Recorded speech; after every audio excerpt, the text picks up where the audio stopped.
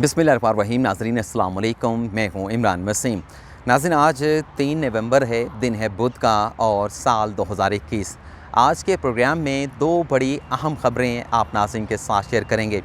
पहली ख़बर में हम बात करेंगे इन हाउस तब्दीली की। इन हाउस तब्दीली से मुतल्लिक नाज़रीन बताया यह जा रहा है कि शरीफ ख़ानदान को, मुसम्मिक नवाज़ को इन हाउस तब्दीली के लिए 4 ऑप्शन दे दिए गए हैं। मरकज़ और पंजाब में इन हाउस तब्दीली के वो ऑप्शंस क्या हैं और मुसम्मिक नवाज़ ने किस एक ऑप्शन पर अपनी रज़ामंदी का इजहार किया है, और इसी के साथ साथ इन हाउस तब्दीली के ये जो ऑप्शंस हैं ये किसकी तरफ से मुसम्मिक नवाज़ को दिए गए हैं, ये सारी तफसीलात आज की इस खबर में आप नाज़रीन के साथ शेयर करेंगे। दूसरी खबर में हम बात करेंगे वज़ीर आज़म इमरान ख़ान, जो इस सारी सूरत हाल से मुकम्मल तौर पर बाखबर हैं, वो क्या सोच रहे हैं। वज़ीर आज़म इमरान ख़ान ने कौन से सियासी फ़ैसले कर लिए हैं और मुस्तक़बिल की सियासत से मुतल्लिक वज़ीर आज़म इमरान ख़ान से आइंदा आने वाले दिनों में किस किस्म के फ़ैसले एक्सपेक्ट किए जा रहे हैं, ये तफसीलात भी इस खबर में आप नाज़रीन के साथ शेयर करेंगे। लेकिन गुफ्तगू का आगाज़ करने से पहले उन दोस्तों से दरख्वास्त करेंगे जिन्होंने अभी तक हमारा चैनल सब्सक्राइब नहीं किया, वो चैनल को सब्सक्राइब कर लें और बेल आइकॉन का बटन भी ज़रूर प्रेस करें। तो गुफ्तगू का आगाज़ करते हैं आज की अपनी पहली ख़बर से। सबसे पहले तो आपको बताएंगे कि मरकज़ और पंजाब में तब्दीली के लिए मुसम्मिक नवाज़ को कौन से 4 ऑप्शन दिए गए हैं, और इसके बाद फिर आपको बताएंगे कि किस ऑप्शन पर मुसम्मिक नवाज़ ने रज़ामंदी का इजहार किया है और इन हाउस तब्दीली के ये ऑप्शन किसकी तरफ से मुसम्मिक नवाज़ को दिए गए हैं। पहला जो ऑप्शन है वो आप नाज़रीन के साथ शेयर कर लेते हैं। पहले ऑप्शन से मुतल्लिक बताया जा रहा है कि मुसम्मिक नवाज़ से ये कहा गया है कि पंजाब में जो है वो जो वज़ीर आला पंजाब उस्मान बुज़दार हैं, उनके ख़िलाफ़ जो है वो तहरीक अदम एतमाद लाई जाएगी। सबसे पहले पंजाब से उस्मान बुज़दार को हटाया जाएगा और तहरीक अदम एतमाद को पंजाब असम्बली से कामयाब कराने के लिए पाकिस्तान पीपल्स पार्टी, मुसम्मिक नवाज़, मुस्लिम लीग काफ और पाकिस्तान तहरीक इंसाफ के जो नाराज़ अरकान हैं उन्हें साथ मिलाकर उस्मान बुज़दार के ख़िलाफ़ इस तहरीक अदम एतमाद को कामयाब बनाया जाएगा। और फिर अगले मरले में मरकज़ में वज़ीर आज़म इमरान ख़ान को वज़ारत उज़्मा से हटाने के लिए इसी तरीके से जो है वो कौमी असम्बली में तहरीक अदम एतमाद लाई जाएगी, और उस तहरीक अदम एतमाद को कामयाब बनाने के लिए पाकिस्तान पीपल्स पार्टी, मुसम्मिक नवाज़ और जो PTM की दूसरी सियासी जमातें हैं जिनकी मरकज़ में जो है वो उनके अरकान मौजूद हैं, और उसके साथ साथ जो पाकिस्तान तहरीक इंसाफ के नाराज़ अरकान हैं और जो इत्तेहादी जमातें हैं उन्हें साथ मिलाकर जो है वो उसी तरीके से जिस तरीके से पंजाब में तहरीक अदम एतमाद को कामयाब बनाया जाएगा, उसी तरीके से मरकज़ में इस तहरीक अदम एतमाद को जो है वो कामयाब बनाने के बाद पंजाब में चूँकि मुसम्मिक नवाज़ की अक्सरियत है तो मुसम्मिक नवाज़ से कहा गया है कि आप अपना वज़ीर आला पंजाब जो है वो वहाँ से मुंतखब करवा लें, और मरकज़ में तहरीक अदम एतमाद के कामयाब होने के बाद आप मरकज़ में भी अपना वज़ीर आज़म जो है वो लाने की पोजीशन में होंगे, क्योंकि मरकज़ में भी आपकी अक्सरियत है। इस ऑप्शन पर क्या फ़ैसला किया है वो आगे चल के आपको बताते हैं, मुसम्मिक नवाज़ का इस पर स्टांस क्या है। दूसरा जो ऑप्शन दिया गया है वो ये है कि इसी तरीके से जो मैंने आपको पहले बताया है कि पंजाब और मरकज़ में जो है वो तहरीक अदम एतमाद के ज़रिए तब्दीली लाई जाए, और तब्दीली लाने के बाद जो है वो जो नया वज़ीर आज़म आए, जो पंजाब में नया वज़ीर आला आए, वो बजाय इसके कि वो पूरी टर्म को पूरा करे, वो मुंतखब होने के कुछ अरसे के बाद जो है जो असम्बली है, कौमी असम्बली और जो सूबाई असम्बली है उसे तहलील कर दे, और इस तरीके से मुल्क में जो है वो कौमी असम्बली के और पंजाब असम्बली के नए जो है वो इंतखाबात करवा दिए जाएँ। तीसरा जो ऑप्शन दिया गया है वो ये है कि पंजाब और मरकज़ में तब्दीली लाने के बाद हुक्मरान जमात में से वज़ीर आज़म इमरान ख़ान को माइनस करते हुए, यानी वज़ीर आज़म इमरान ख़ान को बाहर निकाल के उनकी जो पाकिस्तान तहरीक इंसाफ की जो जमात है मरकज़ में और पंजाब में, उसी के जो नामवर शख्सियात हैं पंजाब असम्बली में से और कौमी असम्बली में से नामवर शख्सियत को जो है वो वज़ीर आज़म और वज़ीर आला जो है वो मुंतखब करवा दिया जाएगा। चौथा जो ऑप्शन दिया गया है मुसम्मिक नवाज़ को कि ये भी हो सकता है कि अगर ये 3 ऑप्शन आपको कबूल नहीं है तो चौथा ऑप्शन ये है कि दोनों जगहों पर यानी पंजाब और मरकज़ में तहरीक अदम एतमाद को कामयाब बनाने के बाद मरकज़ की सतह पर जो है वो एक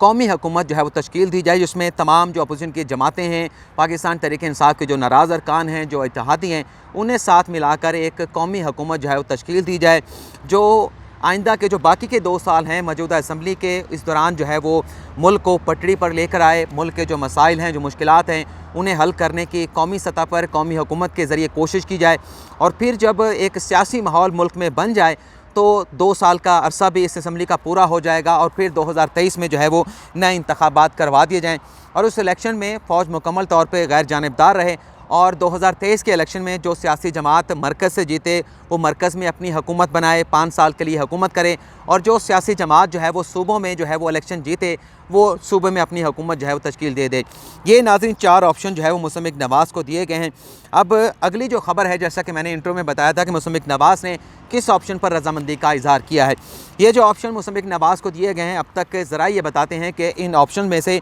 किसी भी ऑप्शन पर मुसम्मिक नवाज़ की तरफ से जो है वो रजामंदी नहीं दी गई। फ़िलहाल ये ऑप्शन मुसम्मिक नवाज़ को दे दिए गए हैं। मुसम्मिक नवाज़ ने इन ऑप्शन पर गौर करने के लिए वक्त मांगा है। अभी चंद रोज़ पहले जब शहबाज शरीफ जो है वो ग़ालिबन डीजी खान में मौजूद हैं, उनसे सवाल पूछा गया कि क्या पंजाब में तहरीक अदम एतमाद आप लाना चाहते हैं, तो शहबाज शरीफ ने बड़ा डिप्लोमेटिक जवाब दिया था कि फ़िलहाल वो वक्त नहीं आया कि पंजाब में उस्मान बुज़दार के ख़िलाफ़ जो है वो तहरीक अदम एतमाद लाई जाए। तो इस तरह के सवाल इसलिए पूछे जा रहे हैं क्योंकि बहुत सारे दोस्त तो इसको डिनाई कर रहे हैं, लेकिन ये ऐसे इतलात सामने आ रही हैं, ऐसे ऑप्शन पर, इन हाउस तब्दीली के ऑप्शन पर अपोजिशन में गौर किया जा रहा है। तो ये इसलिए सवालात जो है वो शहबाज शरीफ से पूछा गया, लेकिन शहबाज शरीफ साहब ने उसका डिप्लोमेटिक किस्म का जवाब दिया कि फ़िलहाल वो वक्त नहीं आया कि उस्मान बुज़दार के ख़िलाफ़ तहरीक अदम एतमाद लाई जाए। लेकिन ये तहरीक अदम एतमाद आना खारिज इम्कान जो है वो शहबाज शरीफ की तरफ से करार नहीं दिया गया। मुनासिब वक्त की बात की गई कि जब मुनासिब वक्त आएगा तो तहरीक अदम एतमाद जो है वो ना सिर्फ पंजाब बल्कि मरकज़ में भी लाई जाएगी। अब आपको बता देते हैं कि ये जो ऑप्शंस हैं ये किसकी तरफ से दिए गए हैं। ये ऑप्शन नाज़रीन किसी बड़े स्टेक होल्डर की तरफ, किसी ताकतवर हलकों की तरफ से बराह रास्त नहीं दिए गए, बल्कि ये जो ऑप्शंस हैं ये बताया ये जा रहा है ज़राए की तरफ से कि पाकिस्तान पीपल्स पार्टी की तरफ से एक बार फिर मुसम्मिक नवाज़ से रब्ता किया गया है और ये 4 ऑप्शन दिए गए हैं। इसमें जो दूसरा ऑप्शन है, ये दूसरे ऑप्शन के ऊपर तो जो साबिक अपोजिशन लीडर हैं अपना खुर्शीद शाह, वो जब ज़मानत से रिहा होकर बाहर आए थे, उन्होंने ये फार्मूला भी दिया था कि एक फार्मूला ये भी है, अगर इस पर मुसम्मिक नवाज़ गौर कर ले कि तहरीक अदम एतमाद कामयाब बनाने के बाद मरकज़ और पंजाब में जो वज़ीर आला आए या मरकज़ में जो वज़ीर आज़म आए वो कुछ अरसे के बाद जो है हल्फ उठाने के बाद, ज़िम्मेदारी संभालने के बाद जो है वो असम्बलियों को तहलील कर दे, तो इस तरीके से भी नए इंतखाबात करवाए जा सकते हैं। तो ये ऑप्शन जो दिए गए हैं वो पाकिस्तान पीपल्स पार्टी की तरफ से जो है वो मुसम्मिक नवाज़ को दिए गए हैं। पहला जो ऑप्शन है वो उस ऑप्शन पर मुसम्मिक नवाज़ कभी राज़ी नहीं हुई कि नून लीग जो है वो इक़्तिदार संभाल ले मरकज़ और पंजाब में। दूसरा जो ऑप्शन है कि असम्बलियाँ तहलील करके जो है वो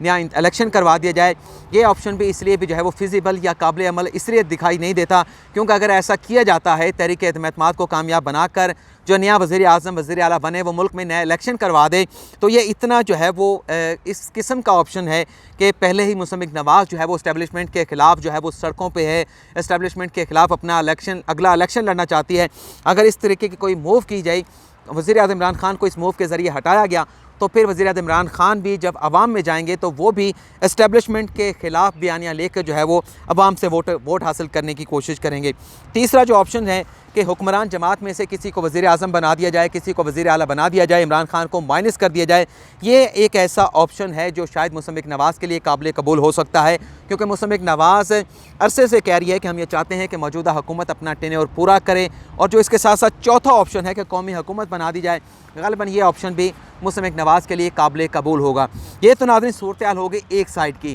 कि अपोजिशन क्या सोच रही है, लेकिन दूसरी तरफ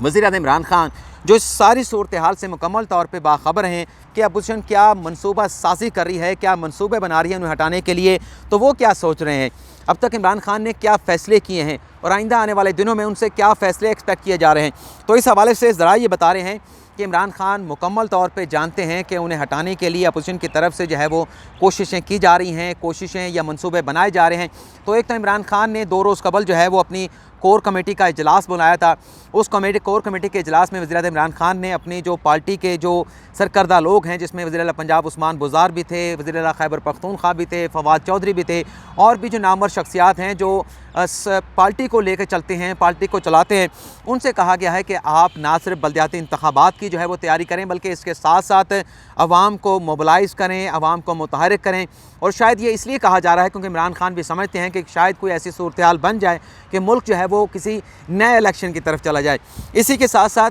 कल वज़ीर आज़म इमरान खान ने अपनी जो इत्तेहादी जमातें हैं मरकज़ और पंजाब में, उनका इजलास भी बुलाया था, और जो सियासी डेवलपमेंट्स होती रहीं, जो मामला चलते रहे, उस पर वज़ीर आज़म इमरान खान ने ना सिर्फ एतमाद में लिया बल्कि वफाकी काबीना के इजलास में जो एक बड़ा अहम फ़ैसला किया गया कि जो मुश्तरका पार्लियामेंट का इजलास बुलाया जाएगा उसमें बताया जा रहा है कि वज़ीर इमरान खान की कोशिश है कि 19 नवंबर से पहले ये जो कानून साजी है, जो 30 अहम बिल हैं, जिसमें ख़ास तौर पर इंतखाबी इस्लाहात का बिल है, जिसमें इलेक्ट्रॉनिक वोटिंग मशीन है कि आइंदा आम इंतखाबात में इलेक्ट्रॉनिक वोटिंग मशीन का इस्तेमाल किया जाए, आई वोटिंग के ज़रिए जो ओवरसीज़ पाकिस्तानी हैं उन्हें पाकिस्तान आए बग़ैर जो है वो बैरून मुल्क रहते हुए अपना वोट एक्सरसाइज करने का हक़ दिया जाए। तो ये जो इमरान खान साहब की हिकमत अमली है, जो फ़ैसला कर लिया गया है कि मुश्तरका इजलास में इस बिल को जो है इंतखाबी इस्लाहात का जो बिल है इसे मंजूर करवाया जाएगा, क्योंकि फ़िलहाल तो नेशनल असम्बली में और मुश्तरका इजलास में इमरान खान की अक्सरियत मौजूद है। तो कोशिश ये इसलिए की जा रही है कि अगर कोई ऐसा सीन बन जाता है